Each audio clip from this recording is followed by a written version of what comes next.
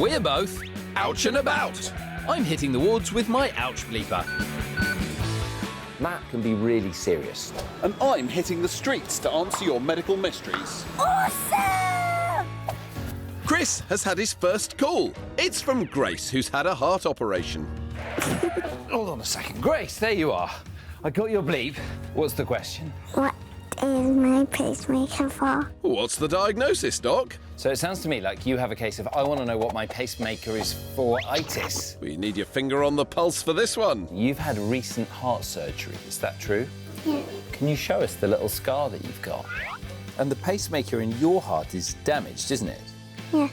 It's called the pacemaker because it makes the pace of the heart. It's what sends an electrical signal, a bit like a clock, telling the heart when to beat. Because your heart's lost its natural pacemaker, you've been fitted with an external pulse generator. So this sends an electrical pulse through these 4 blue wires, and these are going inside Grace's body, inside her heart, and they send an electrical signal telling it when to beat. It's pretty cool, isn't it? This isn't very convenient, so what some very clever engineers have done is shrunk this down to something even smaller than my bleeper. So the doctors will do another operation to put a tiny version under Grace's skin, just about here at the front of her shoulder. I think you have earned a sticker. Okay, there we go.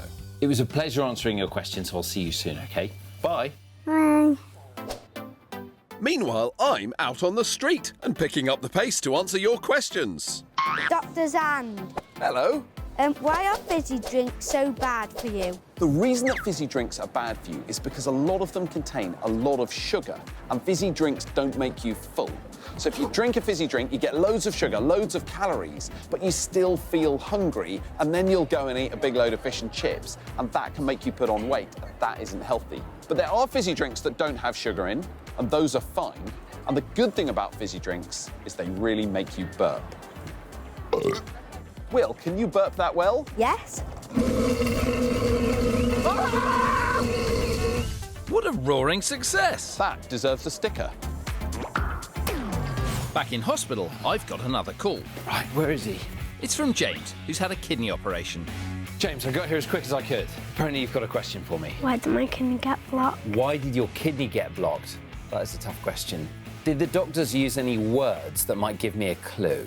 They said I had the stricture. What's the diagnosis, Doc? So it sounds to me, James, like you have a case of I want to know why my kidneys got blocked and then the doctor said that I had a stricturitis. It's a tongue twister. You had a thing called a ureteropelvic stricture. Can you say that? No. I mean, nor could I really. So James, you've got 2 kidneys. They're at your back, either side, and out of those kidneys come tubes called ureters that drain urine from the kidneys into the bladder. When the bladder's full, that's when you need to go for a wee. But on your left side, that tube got blocked because it had a thing called a stricture, which is a tightening in the tube that drains the urine from the bladder. And when that got blocked, your kidney swelled up and was really, really painful. So what did the doctors do? Operation. They gave you an operation. So the doctors put a tube inside the ureter to keep it open, and that little tube's called a stent. And now the urine can drain freely from the ureter into the bladder, and you're not in pain anymore, are you? No. You're all better. So, James, would you like a sticker? Yes. There you go. Great to see you. Bye. Bye. Job done for today. Clinic closed.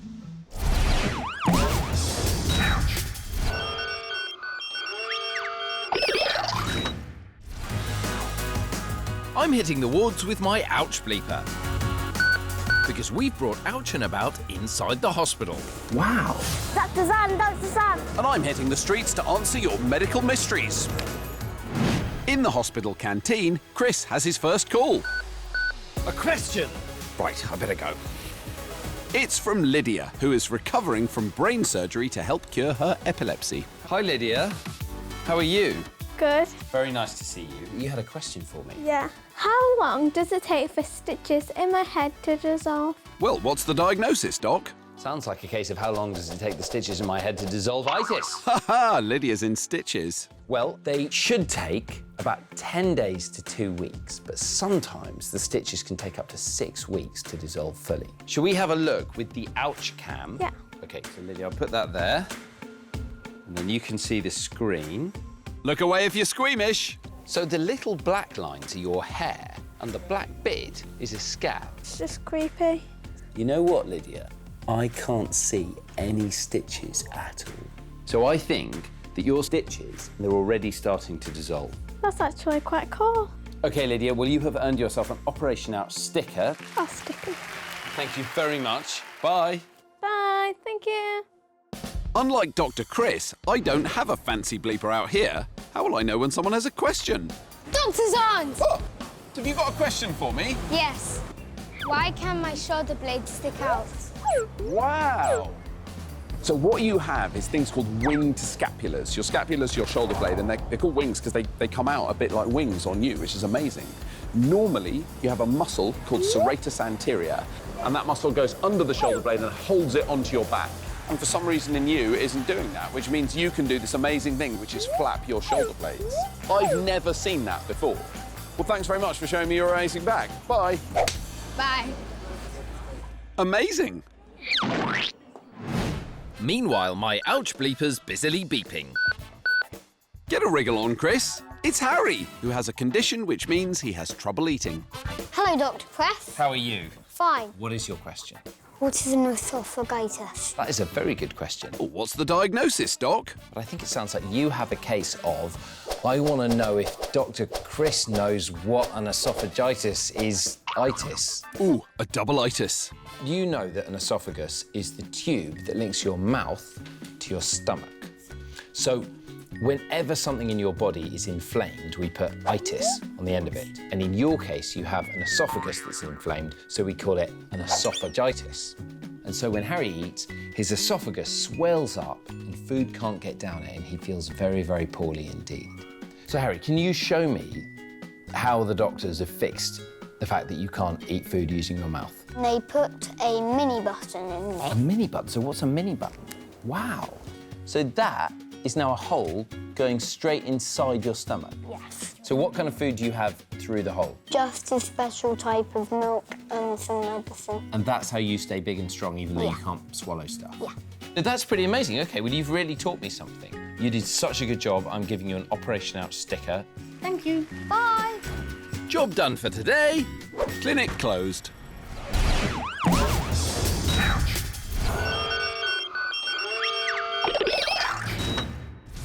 We're both ouch and about. Chris is hitting the wards with his ouch bleeper. Apparently you've got a question for me. It's pretty cool, isn't it? And I'm hitting the streets to answer your medical mysteries. Awesome! In the hospital, Chris is extremely busy doing his homework. I did it! Come on, jump to it. It's a message from Olivia. She's had an operation on her arm. Olivia, hi. Hi. Apparently you have a question for me. Yes. Why did they have to cut into my arm? What's the diagnosis, Doc? So it sounds to me like you have a case of, I want to know why they had to cut into my arm, itis. You're out on a limb with this one. So tell me what happened. I fell out of bed and I broke my arm just above my elbow. What happened next? I had no pulse in my arm. So you didn't have a pulse in your wrist, and that can be really serious. You have a big bone here connecting your shoulder to your elbow, and that bone's called your humerus. And you have blood vessels running down your arm, and then you can feel a pulse at the wrist. But if you break this bone, it can hurt the artery here and cut off the blood supply to the hand. So the surgeons fix the humerus, and then the blood can flow nicely down your arm, supplying all these muscles and the muscles of your hand. Well, I think you have earned an ouch sticker. OK, nice to meet you. Bye. Bye. Meanwhile, I'm out on the street, hunting down quirky queries. Oh, hello, Matthew. Have you got a question for me? Why do your muscles get tired when you're exercising? When you're exercising, your muscles use oxygen and a fuel source, which is usually sugar. So your muscles can get tired if they run out of oxygen or they run out of sugar. But if you're lifting a very heavy weight, you get other things building up in the muscles like lactic acid, and they can hurt. So it depends on what kind of exercise you're doing. What sort of exercise do you normally do? Press-ups. Oh, right. How many can you do? 5. How many can you do? 200. Show me. I want to see this. Great question, Matthew.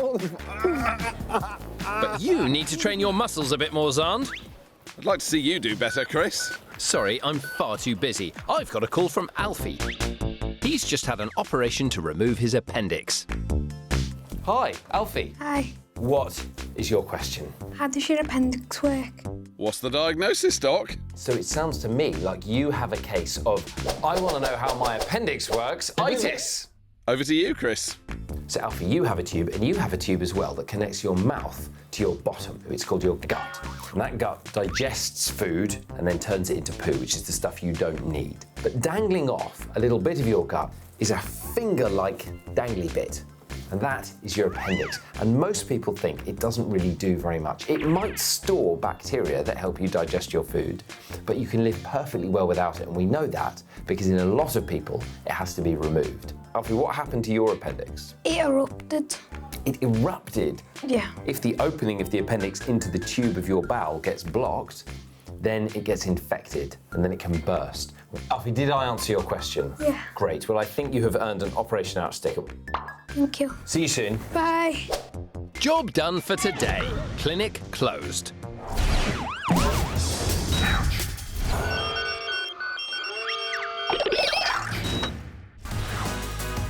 I'm hitting the wards with my ouch bleeper.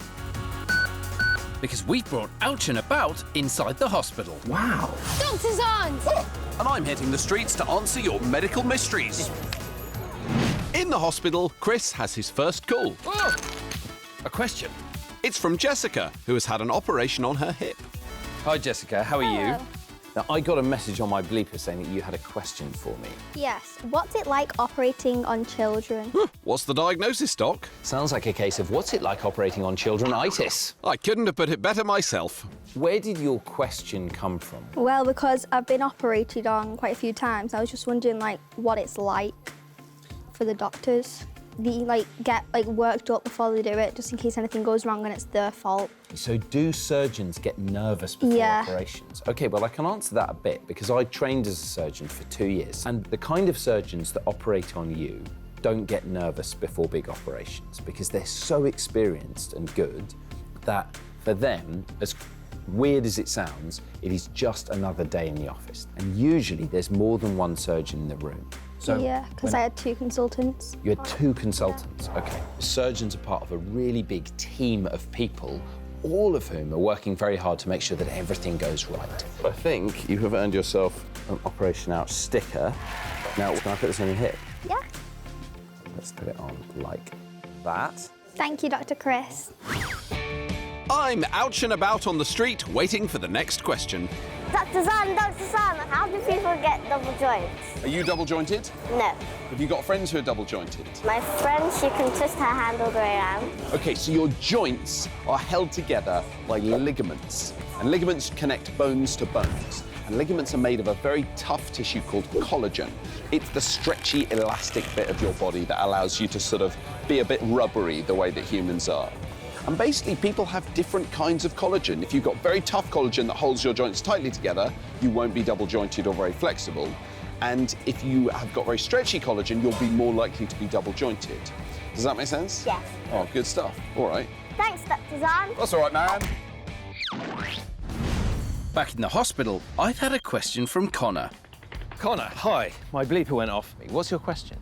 Have you ever treated anyone with septic arthritis? That's a great question. What's the diagnosis, Doc? It sounds like you have a case of, I want to know if Dr. Chris has ever treated anyone with septic arthritis itis. That's quite a mouthful. So the answer is yes, because I'm an infection doctor when I'm not presenting Operation Ouch. So is that what you had? Yes. So what did the doctors and surgeons here do? They gave me 2 operations and washed out my bone. Right, that's right. Because unlike lots of other bits of your body, your joints aren't very good at getting rid of infections. The inside of your joint should always be sterile. And if there are bacteria in there, they have to be washed out. So did you get a big scar from the operation? Yeah. Go on, let's have a look. Oh, wow. And has your leg healed up fully now? Yes. What can you now do? I can do Brazilian Jiu-Jitsu. You can do Brazilian Jiu-Jitsu. Do you want to show me what you can do? I'm out of here. Not so fast. Got one thing. You need your sticker. Bye. Bye-bye, Dr. Chris. Job done for today. Clinic closed.